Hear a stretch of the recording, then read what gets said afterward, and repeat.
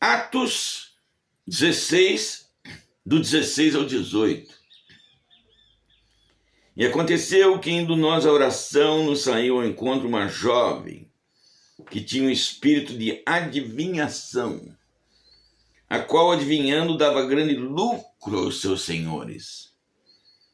Esta, seguindo a Paulo e a nós, clamava, dizendo: esses homens que vos anunciam o caminho da salvação são servos do Deus Altíssimo. E isso fez ela por muitos dias. Mas Paulo, perturbado, voltou-se e disse ao espírito: em nome de Jesus Cristo te mando, sai dela. E na mesma hora saiu. Paulo havia pregado o evangelho. Lídia, vendedora de púrpura da cidade de Tiatira, se converteu, chamou ele para ir para a casa dela. Isso foi visto num vídeo anterior. Ele foi. E agora, no momento que ele estava indo à oração, uma menina saiu ao encontro dele e dizia: estes homens que vos anunciam o caminho da salvação são servos do Deus Altíssimo. Qual era a intenção do diabo? Qual era a intenção do espírito que tomava conta daquela menina? Talvez se infiltrar no meio dos crentes e criar uma desordem espiritual. Não sei. Aqui não fica claro a intenção do maligno. Mas o fato é que o maligno tentou adquirir credibilidade junto aos crentes, junto ao apóstolo Paulo, porque ele confirmava o fato de serem homens de Deus, do Deus Altíssimo. Ele tentava uma infiltração, mas Paulo sentiu que alguma coisa estava errada. Aquela menina vinha se encontrar com ele, profetizava, mas ele sentia alguma coisa errada. E daí ele disse: em nome de Jesus Cristo, te mando que saias dela. Deus sempre mostra para o servo dele, ou para a serva dele, que alguma coisa está errada. Eu me lembro que uma vez eu estava numa igreja orando para Jesus batizar no Espírito Santo, e uma mulher foi tomada por um espírito, e ela foi até o chão e começou a falar em línguas. Eu não conhecia ela, não sabia a procedência, depois eu fiquei sabendo. Ela veio de um centro. Então ela veio e não foi liberta. Aquele espírito que estava dentro dela falava em línguas. Daí na hora que ela deitou no chão, falando em línguas, eu me aproximei para ver, para confirmar, e senti um cheiro ruim, um cheiro muito ruim de enxofre, uma coisa horrível. Falei: meu Deus do céu, isso não é do Senhor. Isso não vem de ti. Como a gente estava no movimento, orando, pensei comigo: se eu expulsar esse demônio agora, eu estrago a festa.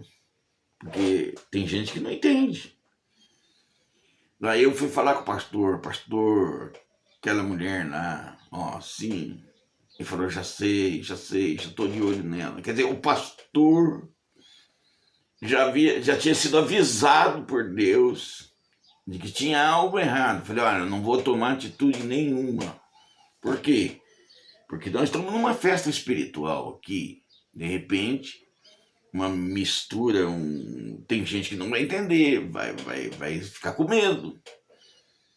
Ele falou: não, deixa comigo, deixa. Depois a gente ora, jejua e a gente chega junto, a gente resolve. Fica tranquilo. Aí eu fui, fiz a minha parte e não mexi com aquele espírito comum. Mas eu fiquei perturbado. A mesma perturbação que Paulo ficou diante de um espírito imundo, eu fiquei também. A gente fica. Deus, o Todo-Poderoso, de alguma maneira, nos dá o discernimento Tem um discernimento material, que você percebe que algo está errado, você fica perturbado. E tem o discernimento de espírito, que é um dom espiritual. Algumas pessoas que têm um discernimento conseguem enxergar o demônio fazendo alguma coisa. Isso já é um milagre, né? É um discernimento de espíritos, que está lá em 1 Coríntios 12. Então, existem inúmeras maneiras que Deus pode te alertar, pode te avisar. Primeira coisa, nós vimos aqui, né? Mas Paulo, perturbado, voltou-se e disse ao Espírito: em nome de Jesus te mando que saia dela. Paulo ficou perturbado. De alguma maneira, o Espírito de Deus te avisa: tem alguma coisa errada. Vai com calma. Não se precipite. Vigia. Não se precipite. Jesus deixou muito claro: vigiai e orai. Todo mundo leva a sério o orai, mas quase ninguém leva a sério o vigiai.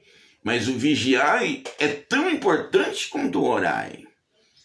Então, antenas espirituais ligadas. Por quê? Porque Deus pode estar te mostrando alguma coisa naquele momento e você precisa entender e atender aos interesses de Deus. Senão vai dar errado.